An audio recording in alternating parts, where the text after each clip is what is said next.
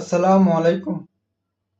আমরা কিছু আল্লাহর বান্দা আছি, অসুস্থ হলে আল্লাহর কথা স্মরণ করি, আল্লাহকে বলাই। কোনো বিপদে বললে আমরা আল্লাহকে বলাই। যখন বিপদে না থাকি আল্লাহকে বলাই না, অসুস্থ না হই আল্লাহকে বলাই না। যখনই আমরা বিপদে পড়ি আল্লাহকে বলাই। যখন বিপদ থেকে উদ্ধার হয়ে যাই, অসুস্থ থেকে ভালো হয়ে যাই, তখন আর আমরা আল্লাহকে বলাই না।